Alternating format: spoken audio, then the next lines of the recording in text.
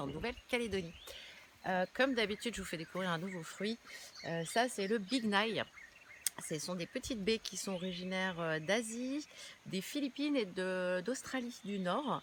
Et aux Philippines, c'est un arbre une baie qui est réputée en fait pour avoir des vertus aphrodisiaques. Mais c'est vrai qu'on a beau chercher, on n'arrive pas à trouver cette information sur les forums de plantes médicinales. Mais voilà, je voulais justement vous parler des troubles de la libido chez les hommes et des problèmes de prostate, parce que c'est pas forcément lié, mais parfois c'est lié.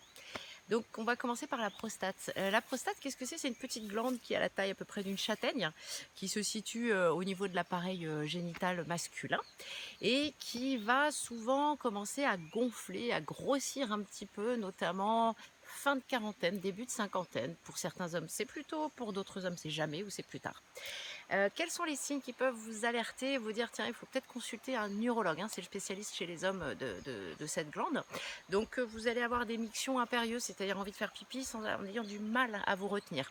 Des réveils nocturnes pour faire pipi, une diminution de la force du jet, c'est-à-dire que vous allez devoir vous concentrer pour vider, pour démarrer en fait le début, de la miction.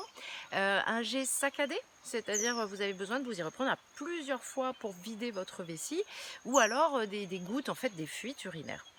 Donc dans ces cas-là, première chose à faire, on va chez son médecin pour faire tester sa PSA et pour faire malheureusement, je sais que les hommes, vous n'êtes pas fans, mais souvent c'est un toucher rectal qui va permettre en fait à l'urologue de vérifier si, la glande n'est pas, grosse justement.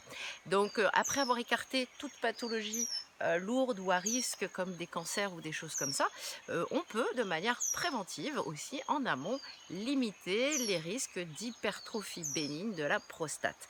Et pour ça, bah, il y a une graine qui est extrêmement efficace, une huile qui est efficace, c'est la graine de courge.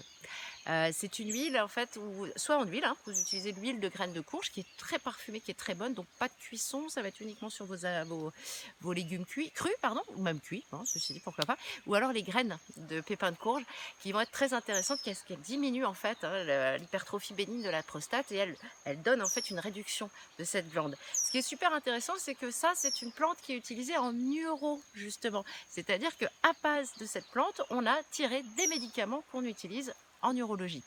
Donc pourquoi pas l'utiliser nous au quotidien de manière préventive.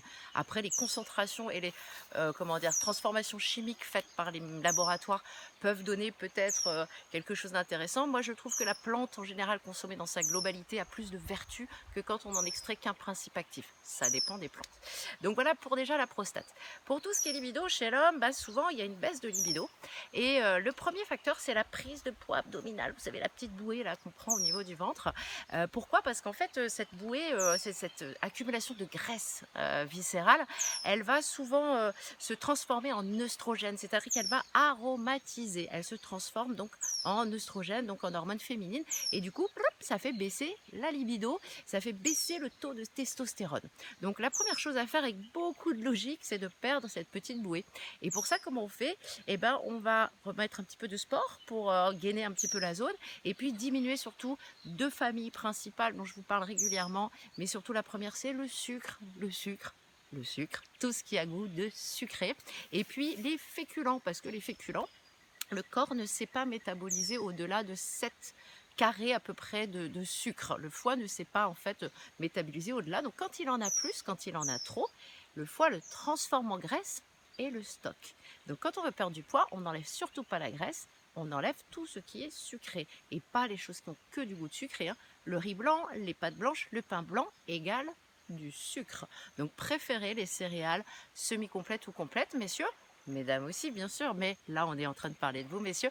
Donc, préférez les céréales semi-complètes, limitez tout ce qui a goût sucré, les bonbons, le chocolat. Là, je fais un clin d'œil à mon cher et tendre qui est un petit peu addict chocodique. Donc, on va essayer d'arrêter le chocolat.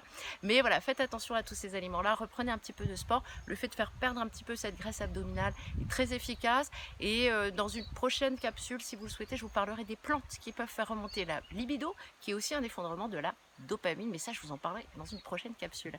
Moi je vous souhaite une belle fin de journée ou une belle journée, je vous embrasse bien naturellement.